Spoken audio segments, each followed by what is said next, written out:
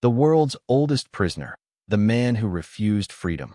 In 1925, a man walked into prison for a crime that should have kept him locked up for 15 years. But when they tried to release him, he refused to leave. Guards had to physically drag him out. He fought his way back in, again and again, for decades. By the time he finally left, he'd become the oldest prisoner in the world, not because of his crime, but because freedom terrified him more than captivity. This is his story, the man before prison. His name was Paul Geidel, and in 1911, he was just another face in the crowd of New York City. 21 years old, thin, with dark hair and eyes that hadn't yet learned to avoid contact. He worked as a porter at the Iroquois Hotel on West 44th Street in Manhattan, carrying bags, polishing brass, surviving on tips, and a modest wage. Paul wasn't remarkable. He wasn't particularly ambitious or particularly troubled.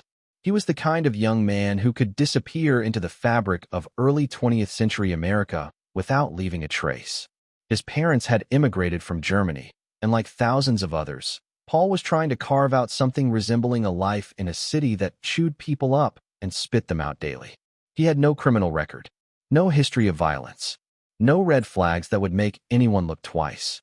He was invisible in the way that working-class young men often were, expected to work hard, keep quiet, and accept whatever lot life handed them.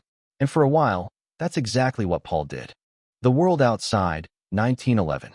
To understand what happened next, you need to understand the world Paul inhabited. 1911 New York was a powder keg of inequality. The wealthy lived in obscene luxury while immigrants and laborers crammed into tenements, working brutal hours for pennies. The Iroquois Hotel catered to the former, guests dripping with jewelry, wearing suits that cost more than Paul made in a year. Every day, Paul watched this wealth parade past him. He opened doors for men who didn't acknowledge his existence. He carried the luggage of women whose single piece of jewelry could have fed his family for months. The psychological weight of this inequality, day after day, year after year, does something to a person. The criminal justice system of 1911 was nothing like today. There was no psychological evaluation, no consideration of mental health, no rehabilitation programs. Prison was punishment, pure and simple, and execution was common, carried out with industrial efficiency. Paul existed in this world for 21 years, invisible and unremarkable, until one night when desperation and opportunity collided. The crime, July 26, 1911, the night that would define the rest of Paul Geidel's existence. William H. Jackson checked into the Iroquois Hotel. He was 69 years old, a wealthy broker who wore his prosperity openly. Paul, working the night shift, saw Jackson retire to his room 743. And in that moment, something shifted in Paul's mind. The exact thought process we'll never fully know. But what we do know is that desperation has a way of making the impossible seem logical. Around 2 a.m., Paul entered room 743. The details that emerged later painted a chaotic, brutal picture. Paul intended to rob Jackson, to take some small piece of the wealth he'd watched flow past him for years. But Jackson woke up. There was a struggle. And in the violence that erupted in that hotel room, Paul beat William H. Jackson to death. He used a bottle. The medical examiner would later document the severe trauma to Jackson's skull, the catastrophic injuries that ended a life in brutal fashion. Paul took Jackson's money, a paltry sum, nowhere near enough to justify what he'd done.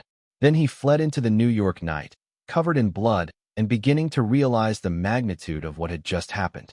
But this was 1911. Forensic science was primitive, but witnesses were plentiful. A hotel porter covered in blood leaving the building at 2 a.m. wasn't exactly inconspicuous. Within hours, police had their suspect. Within days, they had their confession. Paul Geidel was arrested for first-degree murder. The trial. The trial of Paul Geidel began in October 1911, and from the start, the outcome was never in doubt. The evidence was overwhelming. The confession, the witnesses, the brutality of the crime. New York State had executed dozens of men for less. Paul sat in the courtroom, 21 years old, looking younger. His court-appointed attorney made the arguments expected of him, but there wasn't much to work with. The prosecution painted Paul as a cold-blooded killer who'd murdered a defenseless elderly man for pocket change. They demanded death. The courtroom was packed. In 1911, trials were entertainment, and a murder at a prestigious hotel drew crowds. Newspapers ran daily updates, each more sensational than the last. Paul's face stared out from front pages across the city, the monster who'd shattered the illusion of safety. But something unexpected happened. The jury, after deliberating for hours, came back with a verdict that shocked everyone. Guilty of second-degree murder, not first. This single decision, this small mercy, saved Paul's life. Instead of the electric chair, Judge Warren W. Foster sentenced Paul Geidel to 20 years to life in prison. "You will be taken to Sing Sing prison," the judge intoned, "where you will serve a sentence of not less than 20 years and not more than life. May God have mercy on your soul." Paul showed no emotion. He was 21 years old, and he'd just been told he wouldn't see freedom until he was at least 41. But he'd live. In 1911, that was something. What nobody in that courtroom could have predicted, not the judge, not the jury, not even Paul himself, was that this sentence would become one of the longest in human history. Not because the law required it, but because Paul Geidel would choose it. First day in prison. Sing Sing prison in 1911 was a monument to suffering. Built on the banks of the Hudson River in Ossining, New York, it housed some of the most dangerous men in America. The electric chair, Old Sparky, resided there, and its use was frequent. Men walked the corridors knowing that death was always close, either from execution or from fellow inmates. Paul arrived in chains, processed like cargo. His civilian clothes were stripped away, replaced with the coarse prison uniform. His hair was cut short. His belongings, what few he had, were cataloged and stored. The man named Paul Geidel was dismantled, and in his place, a number was created, prisoner 42506. The guards walked him through the cell block, and the noise hit him like a physical force. Men shouting, crying, laughing with the edge of madness.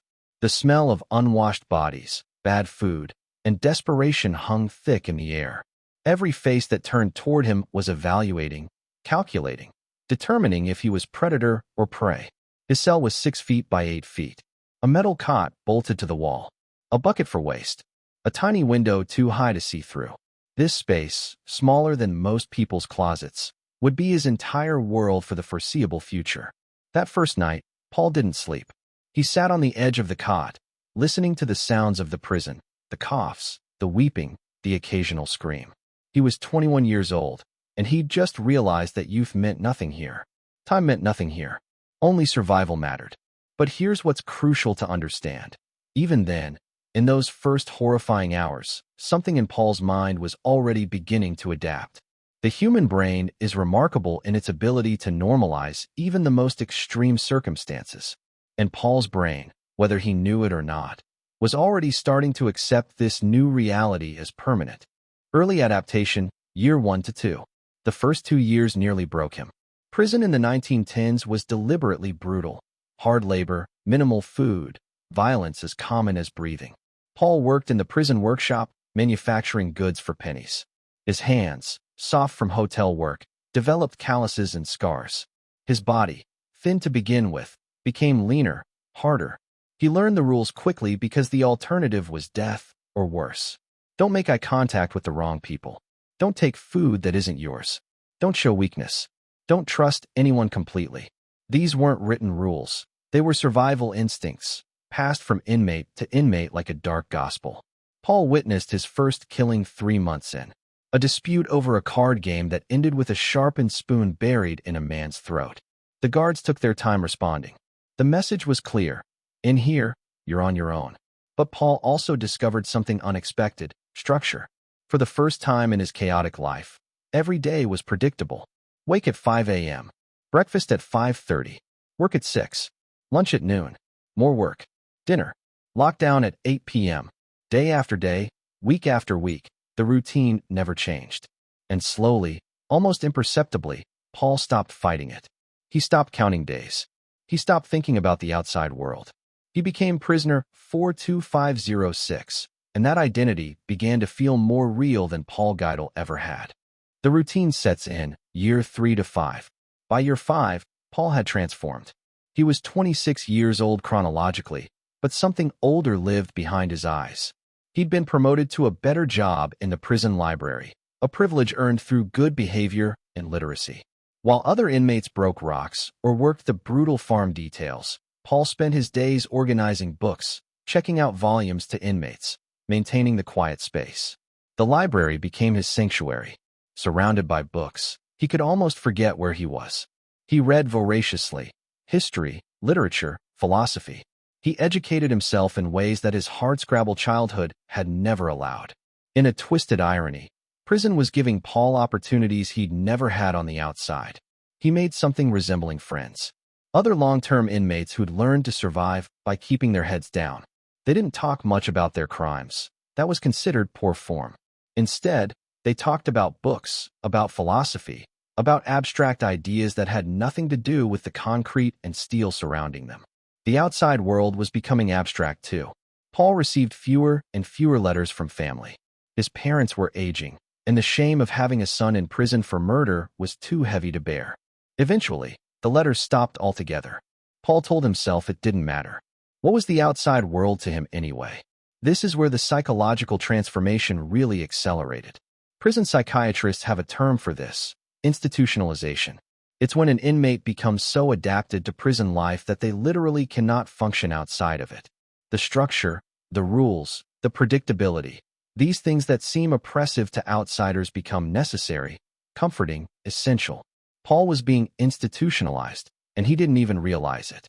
Every day that passed, every routine repeated, every choice made for him by the system, his ability to function as an independent person eroded a little more. He was becoming a perfect prisoner. And in becoming a perfect prisoner, he was destroying his ability to ever be anything else. Midpoint of sentence, years 7 to 8. The world outside was being torn apart by World War I. Men Paul's age, he was now 28, were dying in trenches in Europe, experiencing horrors that made prison seem almost safe by comparison. But Paul knew about the war only through newspapers and conversations. It was happening in a world that felt increasingly fictional to him. He'd reached the midpoint of his minimum sentence. In another 12 or 13 years, he could theoretically be eligible for parole. But something strange was happening. Paul wasn't thinking about release. When other inmates talked excitedly about their parole dates, Paul felt nothing but anxiety. He'd been given more responsibility in the library. The warden trusted him. The guards knew him by name, not just number. He had a role, a purpose, an identity within these walls. Outside, he was a convicted murderer with no family, no job prospects, no home, no skills except organizing books in a prison library. The prison had added a new wing, and Paul had been consulted about the library setup. Consulted. A lifer, a murderer, asked for his opinion on something that mattered. When had that ever happened in his life before prison? He started taking on younger inmates as ments, teaching them to read, helping them write letters to families. The guards encouraged this. It kept the peace, kept men occupied. And for Paul, it gave him something he'd never had before: respect, purpose, a reason to exist. The irony was devastating, and he couldn't even see it. Prison was giving him everything that society never had: structure, purpose, education, respect. And in giving him these things, it was making it impossible for him to ever leave. The first release date approaches, year 13 to 14. 1924 to 1925. Paul Geidel was now 34 years old. He'd spent 13 years behind bars, more than a third of his life.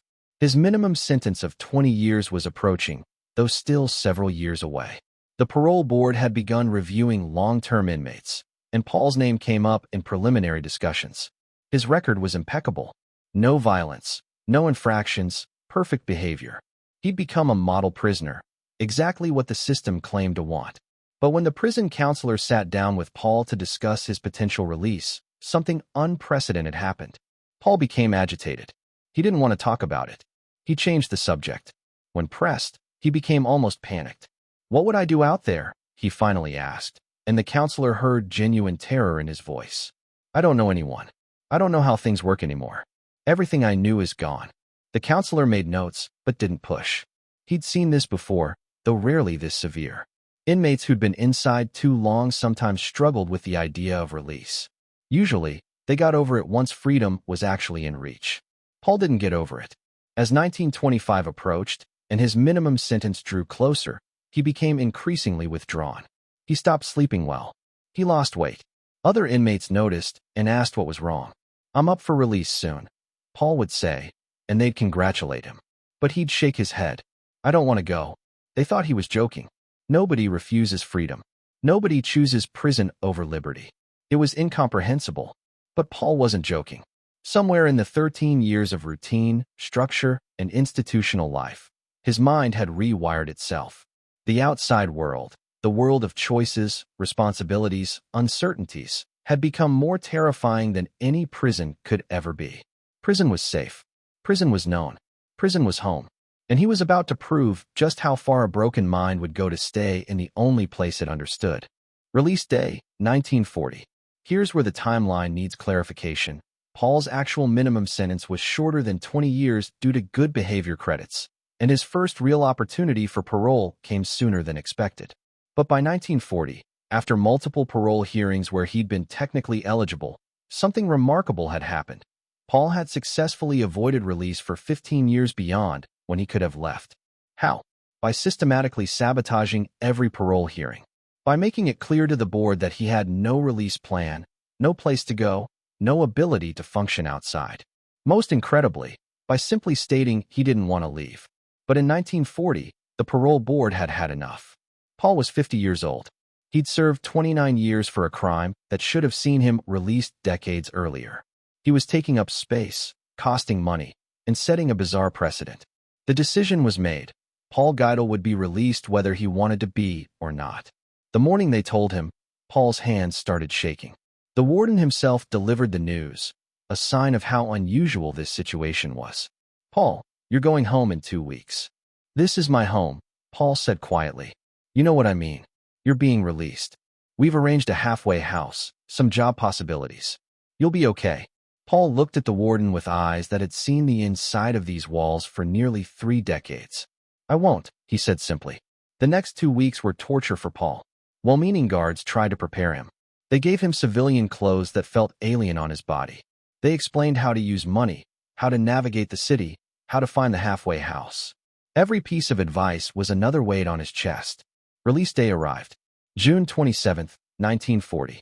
Paul was escorted to the discharge area, where his meager belongings waited: some books, letters, a small amount of money earned from prison work. He moved like a man walking to his execution. They led him to the main gate. The same gate he'd entered 29 years earlier as a young man. Now, at 50, gray-haired and institutionalized, he was being forced through it in the opposite direction. The gate opened. Paul stopped walking. "Come on, Paul," the guard said gently. "You're free." "I don't want to be free," Paul said, his voice breaking. "You don't have a choice. Go on." Paul took one step toward the open gate, then another. Then he stopped again, turned around, and tried to walk back into the prison. The guards blocked him. "Paul, you can't." "Please," Paul begged, and grown men who'd seen everything in their years working at Sing Sing were shaken by the desperation in his voice. "Please let me stay. I can't go out there. I can't." What happened next shocked even the prison guards who'd seen everything. But before I tell you about his decision that would change criminal justice history, 93% of you aren't subscribed. If you want to know why a free man would fight to stay in prison, hit subscribe right now. This story gets so much stranger. The breakdown at the gate. The standoff at the gate lasted for over an hour. Paul refused to leave voluntarily, and the guards were in uncharted territory. Technically, he was no longer an inmate. He had no legal right to be on prison property. But forcibly removing a terrified 50-year-old man who was begging to stay seemed cruel in a way that even hardened corrections officers found disturbing. The warden was called. He stood at the gate, looking at Paul with a mixture of pity and frustration. "Paul, I can't let you stay. You're not a prisoner anymore. You have to leave." "Then arrest me again," Paul said desperately. I'll do something. Break a law. Just let me come back." "It doesn't work that way." Paul sank to his knees on the concrete. 50 years old, broken by the very system that claimed to rehabilitate him. He was sobbing now, shoulders heaving, making sounds of anguish that echoed off the prison walls. Finally, they had no choice. 2 guards gently took Paul's arms and walked him through the gate. He didn't resist violently, but every muscle in his body was tense with resistance. They walked him down the road, away from Sing Sing, until the prison was out of sight. Then they let him go. Paul stood on a road in Ossining, New York, in 1940. Cars passed by, newer, faster, stranger than the ones he remembered from 1911. Buildings had changed. People dressed differently, talked differently, moved differently. Everything was alien. He had nowhere to go except the halfway house address they'd given him. He started walking, each step feeling like moving through water. The sky was too big. The spaces were too open. There were too many choices: which direction, which street, which building. His mind, so comfortable with the rigid structure of prison, was overloading. He made it 3 blocks before he turned around and walked back toward Sing Sing. The fight to return. When Paul showed up at the prison gate 2 hours after his release, the guards didn't know whether to laugh or cry. Here was a man who'd just been given his freedom, begging to return to captivity. "Paul, you can't be here. You're trespassing." "I don't care. Arrest me." "For what? Being near a prison? That's not illegal." "Then let me in. I'll volunteer. I'll work for free. Please." The situation was becoming a bureaucratic nightmare. The warden had calls to make, to parole officers, to the state corrections department, to lawyers. What do you do with someone who legally cannot be imprisoned, but psychologically cannot be free? Paul spent that first night sleeping on a bench near the prison. Guards brought him food. They couldn't just let him starve, but they couldn't let him back in. The next day, a social worker arrived to escort Paul to the halfway house. The halfway house was clean, well-maintained, meant to ease the transition. Paul lasted 2 days. The room was too quiet. He had too many choices: when to eat, when to sleep, where to go. Nobody told him what to do, and the lack of structure was suffocating. He walked out of the halfway house and went straight back to Sing Sing. This time, he was more persistent. He sat outside the gate. Guards tried to move him along, but he'd just walk around the block and come back. Days turned into a week. Paul was living on the streets, sleeping rough, but always within sight of the prison. The media got wind of it. "Freed prisoner refuses liberty," ran the headlines. Psychologists were consulted. Editorials debated the nature of freedom and captivity. Paul Geidel became a symbol of everything wrong with the prison system, or everything right with it, depending on who you asked. Psychiatrist evaluation. Finally, the state ordered a comprehensive psychiatric evaluation. Dr. Morris Siegel, a leading criminal psychologist, spent 6 hours interviewing Paul over 3 sessions. The evaluation revealed a man so profoundly institutionalized that he literally could not conceive of life outside prison walls. Dr. Siegel's report was damning. Subject displays severe institutional dependency. After 29 years of incarceration, subject has lost all capacity for independent decision-making. The structure of prison life has become not just familiar, but essential to his psychological functioning. Release into society represents, for this individual, a form of torture more severe than imprisonment. Subject cannot navigate simple tasks: choosing what to eat, where to go, how to spend time. The abundance of choice in free society creates paralyzing anxiety. Subject repeatedly states that prison provides safety, routine, and purpose that he cannot find or create outside its walls. Most concerning, subject has no sense of self apart from his identity as prisoner 42506. When asked who Paul Geidel is, subject becomes confused and distressed. His entire adult identity formed within institutional walls. Removal from that context has triggered what can only be described as an existential crisis. Dr. Siegel made a recommendation that was unprecedented: allow Paul to return to Sing Sing in a voluntary capacity, perhaps as a library worker, with the understanding that he would be an employee, not an inmate. The state rejected this.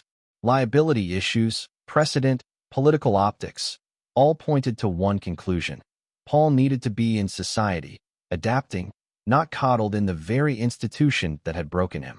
But they underestimated how thoroughly prison had rewired Paul's brain.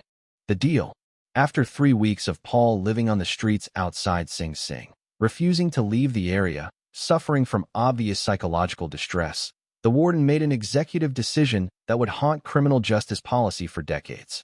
He let Paul back in, not as a prisoner, that was legally impossible, but as something else: a janitor, a library assistant, a quasi-employee who happened to live on the grounds in a small room that, coincidentally, looked very much like a cell. The legal gymnastics required to make this work were extraordinary. Paul signed documents stating he was there voluntarily.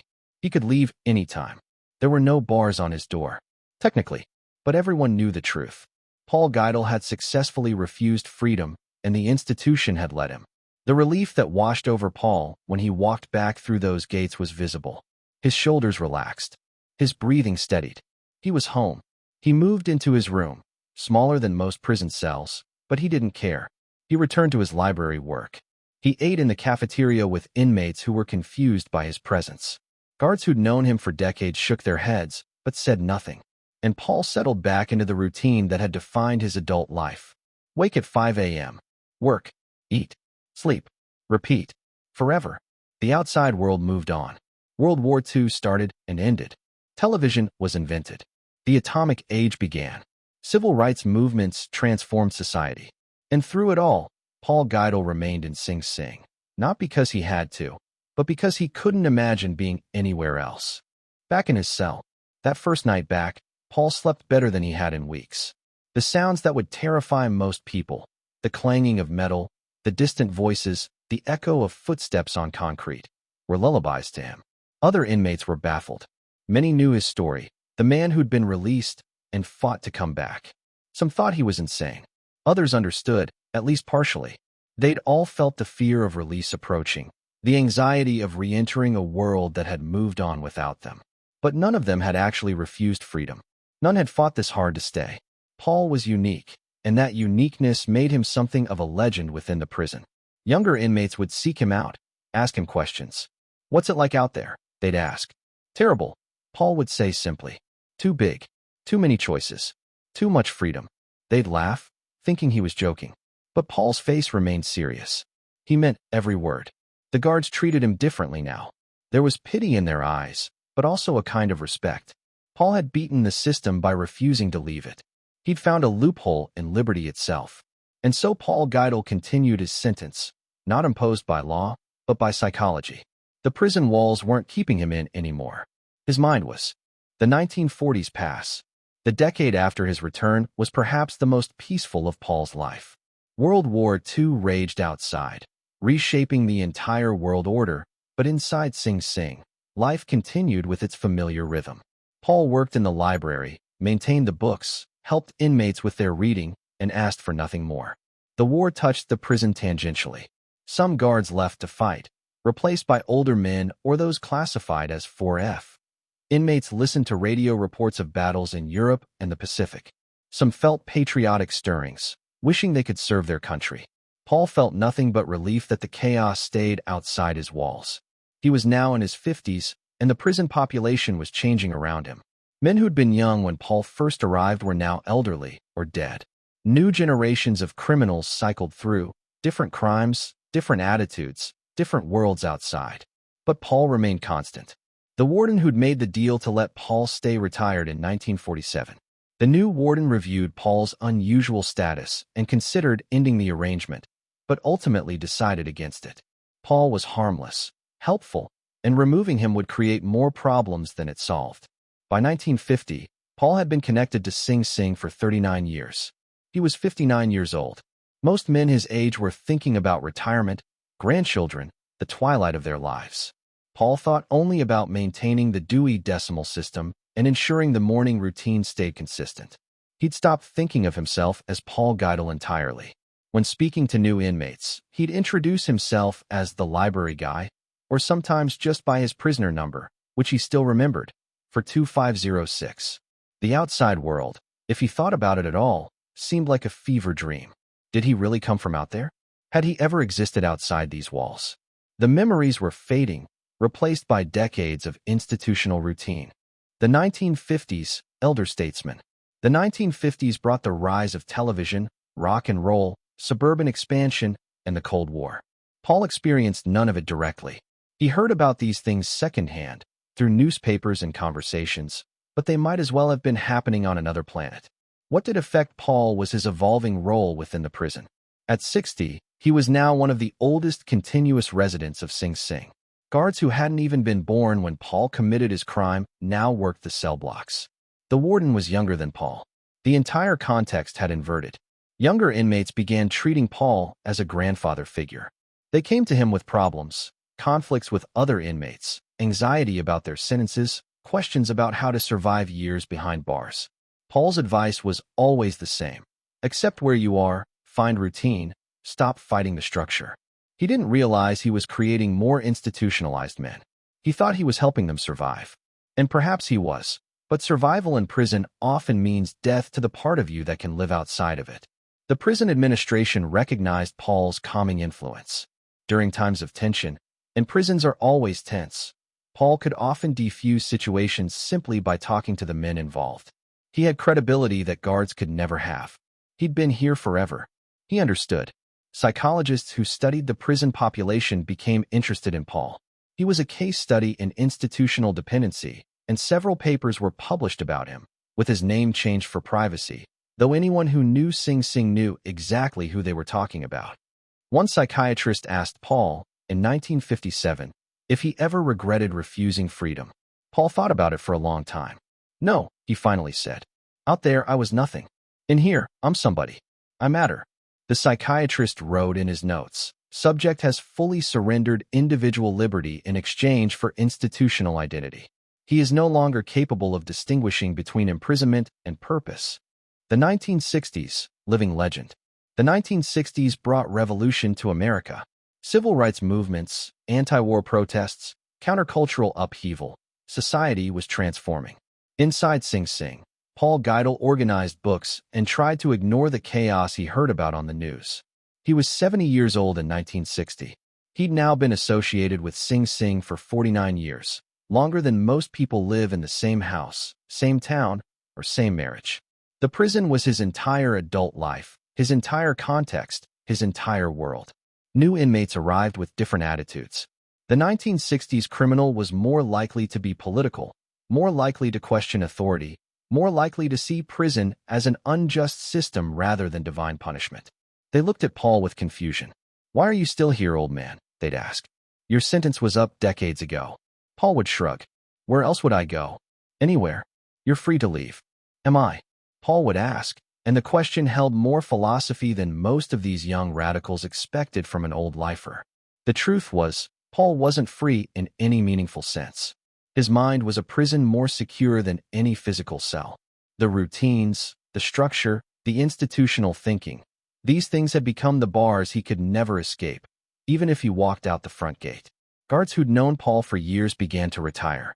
Some would stop by to visit, and it would be Paul welcoming them to Sing Sing as guests, an inversion that nobody acknowledged but everyone understood. The prison was Paul's domain now. Guards came and went. Inmates cycled through. Paul remained. In 1968, Paul turned 78. He'd been at Sing Sing for 57 years. Journalists occasionally tried to interview him, fascinated by his story. Paul usually refused. What was there to say? His life was simple, structured, and he wanted nothing to disturb it. The outside world changes. While Paul remained frozen in institutional amber, the world transformed beyond recognition. The New York City he'd known in 1911 was gone. The hotel where he'd worked had been demolished decades ago. The streets he'd walked were unrecognizable. Technology had advanced at a pace that would have seemed like science fiction to the young Paul of 1911. Color television, computers, space travel. Men had walked on the moon in 1969, and Paul heard about it on the radio but couldn't quite grasp what it meant. The social fabric had changed too. Women's rights, racial integration, sexual liberation. The America of the 1970s would be completely alien to someone from 1911. And Paul was someone from 1911. He'd aged in body, but his social frame of reference was still rooted in the world of his youth. Even prison had changed.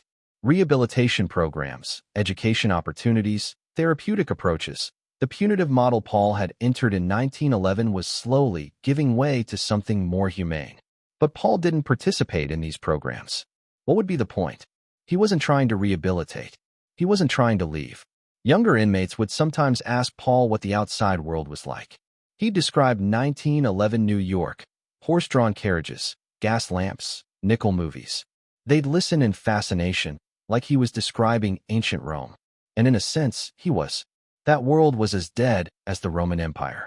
Paul couldn't leave because the world he knew how to navigate no longer existed. And he'd never learned to navigate any other world. Prison had kept him preserved, locked in time, a living fossil from a dead era. Health declining, 1970s. The 1970s brought the inevitable physical decline of extreme age. Paul was in his 80s now, and his body was finally catching up to the decades of institutional living. His eyesight failed.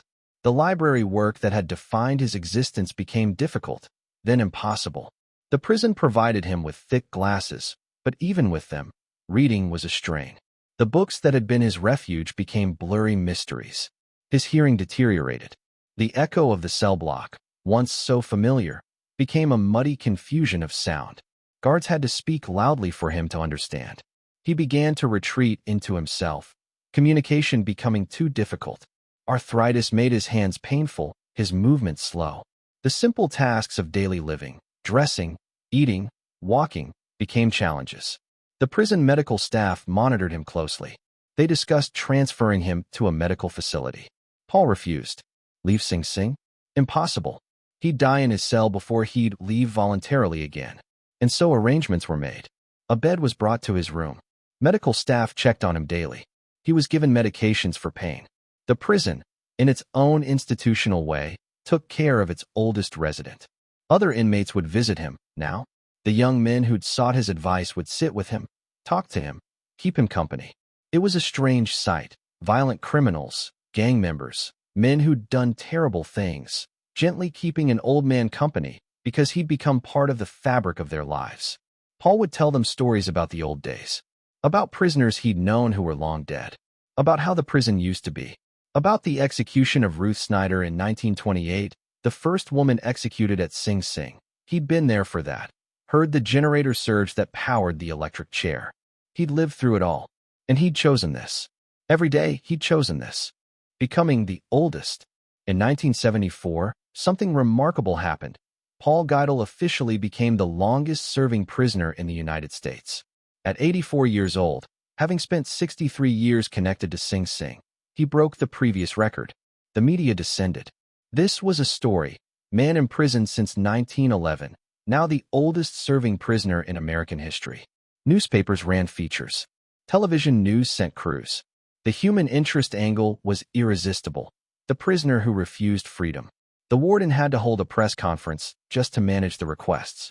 He explained Paul's unique status. Technically not an inmate anymore, but unable to leave, living voluntarily on prison grounds. The legal and ethical complexities fascinated journalists and lawyers alike. Paul hated the attention. He'd lived in relative obscurity for decades, and suddenly everyone wanted to interview him, photograph him, make him a symbol of something. Though what, exactly, nobody could agree on. To some, he was evidence that the prison system was broken, that it destroyed rather than rehabilitated. To others, he was proof that some people needed institutions, that total freedom wasn't always the answer. Political groups on both sides tried to claim him as proof of their positions.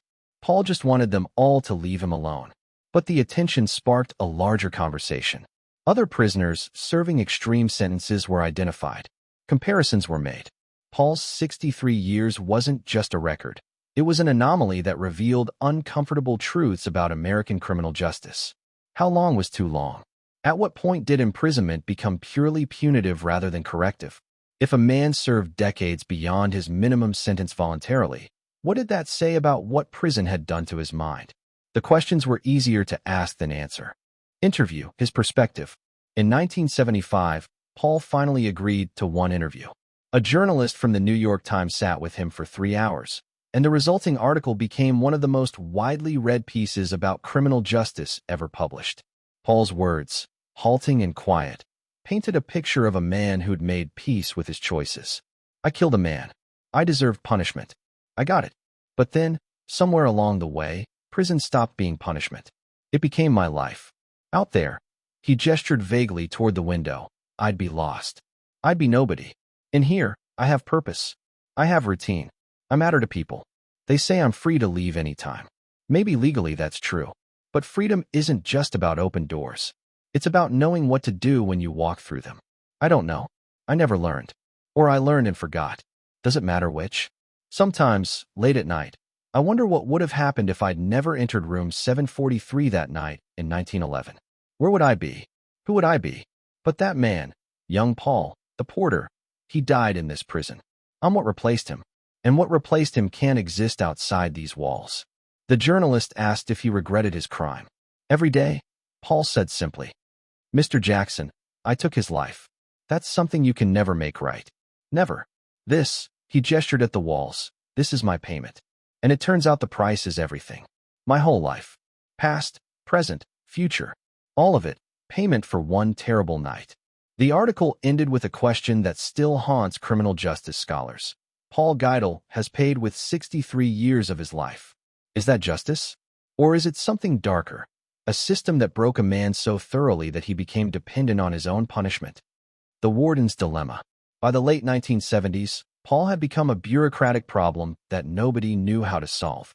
He was 86 years old, in declining health, not technically a prisoner, but unable to live anywhere except prison. The warden at the time, Thomas Smith, inherited this situation and found it ethically troubling.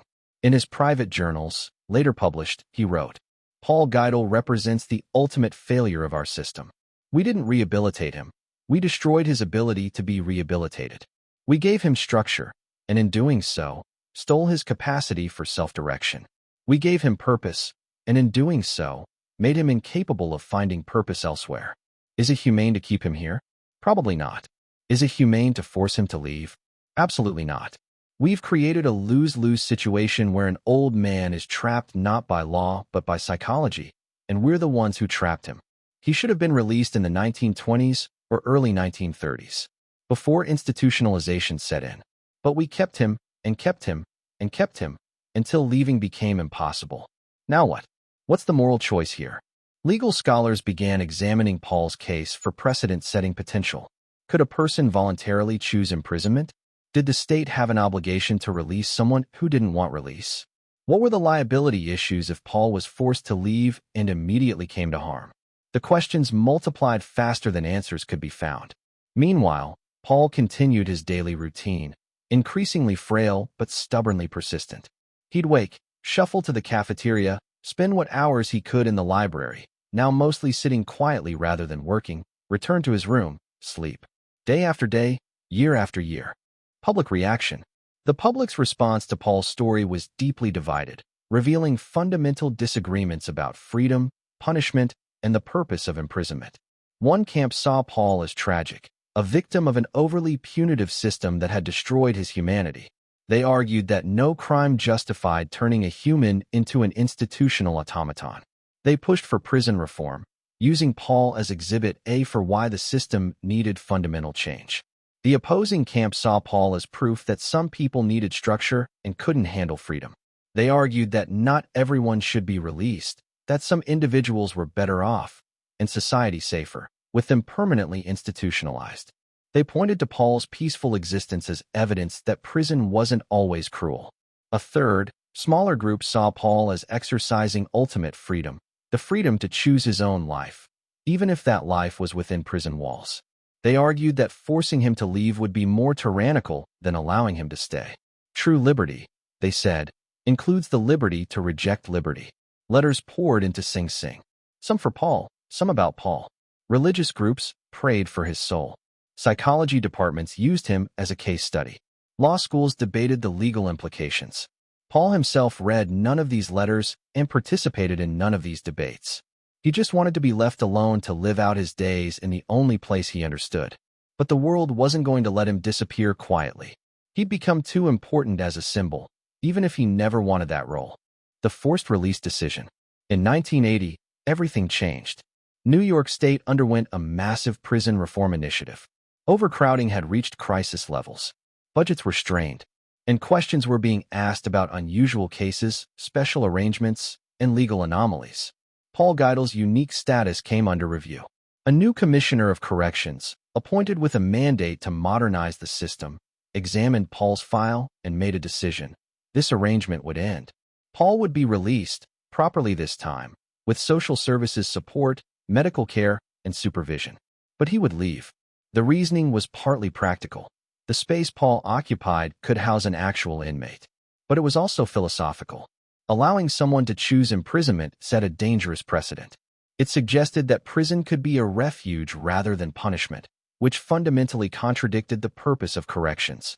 When Paul was informed of the decision, he was 90 years old and had been at Sing Sing for 69 years. The news hit him like a death sentence. "You can't make me leave," he said, with the last vestiges of his strength. "Actually, we can," the caseworker replied gently. "You're not a prisoner. You never were, not legally, not for decades. You've been a guest, and now it's time to go. I'll die out there. You might, but you'll die in here too, eventually. And when you do, people will say we kept an old man in prison until he died. That's not a story anyone wants." Paul had no counterargument. He'd run out of ways to refuse. Second release, the physical removal. May 7, 1980. After 69 years, Paul Geidel was released from Sing Sing for the second and final time. He was 90 years old. He needed a walker to move around. His eyesight was poor, his hearing worse. He'd spent more than 3/4 of his life within prison walls. And now, against his will, he was being freed. The actual removal was heartbreaking. Guards who'd known Paul for decades had to help him pack his few belongings. Inmates he'd mentored said tearful goodbyes. The library, his domain for so many years, would pass to someone else. Paul cried openly. At 90, he had no dignity to preserve. He begged, one final time, to stay. "Just let me die here," he pleaded. "This is my home. This is all I have." But the decision was final. A van was waiting. Social workers, medical staff, representatives from a nursing care facility, they were all prepared to receive him. 2 guards, both young enough to be Paul's great-grandchildren, helped him to the van. He moved slowly, each step a protest. As they loaded him in, he looked back at Sing Sing one last time. The prison that had held him for 69 years looked the same as always. Solid, permanent, unchanging. Everything the outside world was not. The van drove away. For the first time since 1911, Paul Geidel was truly, completely, irreversibly separated from Sing Sing prison. Life on the outside, brief. Paul was taken to a nursing home in upstate New York. It was clean, well-staffed, designed to care for elderly patients. It should have been peaceful. For Paul, it was torture. The room was too quiet. There were no echoing footsteps, no distant voices, no clanging metal doors marking the hours. The silence was oppressive. He had too many choices. What to wear, from a small selection, but still. What to eat, from a menu with options. Where to sit. What to watch on television. When to sleep. Every choice was a weight. Every decision an exhausting exercise. The staff tried to help. They provided routine, structure, consistency. But it wasn't the same. It couldn't be. Nothing could replicate the absolute, rigid structure of prison. Other residents tried to befriend him. They saw an old man alone and wanted to include him. But Paul had nothing in common with them. They talked about grandchildren, old jobs, places they'd lived. Paul had none of these things. His only stories were of prison, and nobody wanted to hear those. He deteriorated rapidly. Not physically. His body was as stable as a 90-year-old's could be. But mentally, psychologically, he was shutting down. Without the structure of prison, without his identity as prisoner 42506, without the routine that had defined 7 decades, Paul didn't know who he was. Depression set in. Deep, clinical, untreatable depression. He stopped eating regularly, stopped engaging with staff, spent his days staring at walls, waiting for routines that never came. The social workers documented his decline with growing alarm. This wasn't adjustment.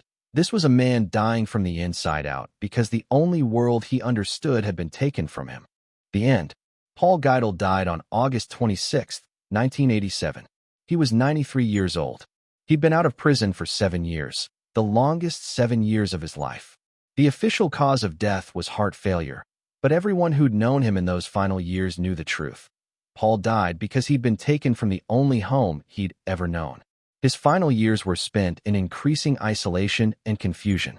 The world of 1987 bore no resemblance to the world of 1911. Reagan was president. Paul remembered when Taft was president. Computers were everywhere. Paul had learned to read by gaslight. The Soviet Union was collapsing. Paul had been in prison when the Russian Revolution created it. In his last coherent interview, given about a year before his death, Paul was asked if he was glad he'd finally left prison. He looked at the interviewer for a long time. Then he said, "I left my body, but my soul is still there. The prison never let me go. Not really. I'm still serving my sentence. I'll serve it until I die. 10 months later, he did. His death certificate listed his residence as the nursing home. But in every meaningful way, Paul Geidel died a prisoner of Sing Sing. The walls had released his body, but they'd kept his mind, his identity, his entire sense of self. He was buried in an unmarked grave, per his request. No family attended. He had none left. A few former corrections officers came, paying respects to a man who'd been part of the fabric of their workplace for so long that it felt wrong that he was gone. At the time of his death, Paul Geidel held the record as the longest-serving prisoner in American history.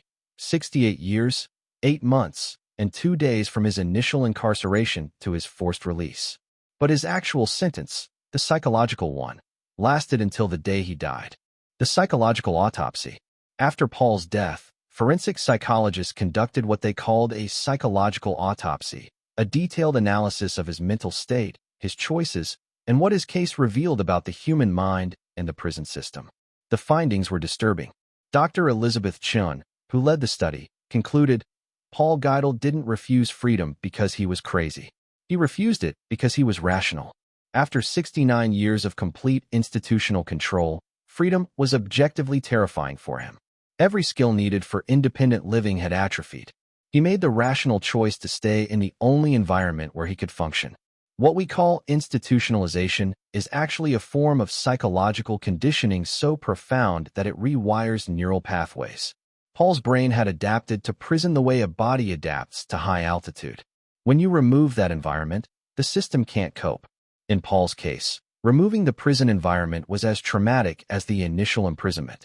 The study identified the critical window for institutionalization, 15 to 20 years. After that threshold, the likelihood of successful reintegration drops dramatically.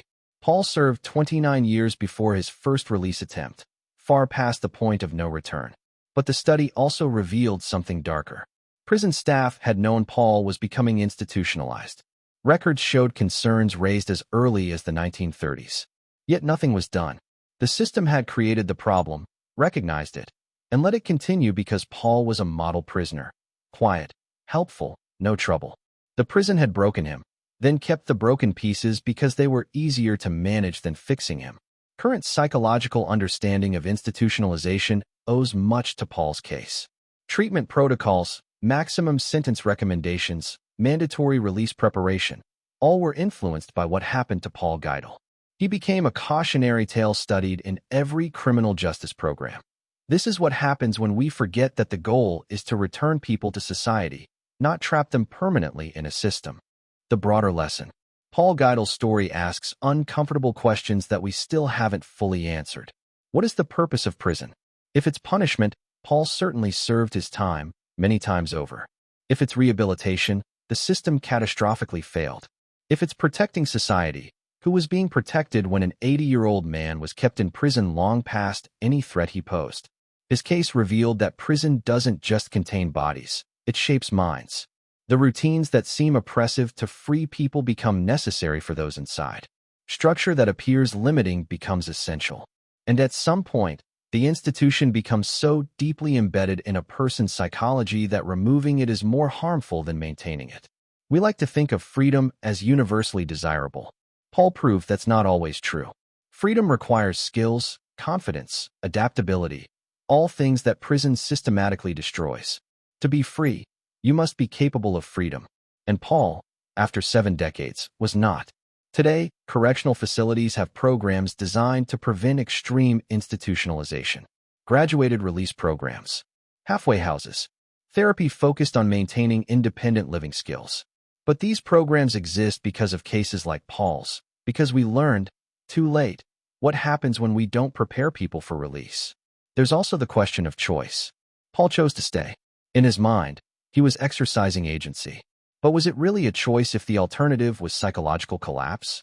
Can we say someone is freely choosing when their only other option is unbearable suffering?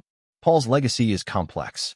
To some, he's a victim, broken by a system that should have helped him. To others, he's a cautionary tale about the limits of rehabilitation. To still others, he's a testament to human adaptation, showing how people can find meaning even in the worst circumstances. But perhaps the most important lesson is this. Punishment that lasts beyond what a person can psychologically endure stops being justice and becomes cruelty. Paul paid for his crime with his entire life, not because the law demanded it, but because the system failed to recognize when punishment had become destruction. He killed a man in 1911. That was his crime. But what was done to him in the following 69 years? The systematic destruction of his ability to exist outside of institutional walls. That's a different kind of tragedy. One with no clear villain, no simple solution, and implications that still echo through our criminal justice system today. Paul Geidel died in 1987, but the questions his life raises remain alive. In every prison, there are people being institutionalized right now. The process is slower, less extreme than in Paul's era, but it's still happening. And until we fundamentally rethink how we punish, who we punish, and how long we punish, there will be more Paul Geidels. People who serve sentences long after their legal obligations end, because the psychological prison has no release date. That's the true legacy of the man who refused freedom. A mirror held up to our justice system, showing us not just what we did to one man, but what we continue to do, in varying degrees, to thousands. Paul Geidel spent 68 years behind bars, not because the law demanded it, but because his mind couldn't survive freedom. This is what institutionalization really looks like, and it's still happening today. If you want more deep dives into the darkest corners of the criminal justice system, subscribe right now. I spend weeks researching each case to bring you stories that will change how you see crime and punishment.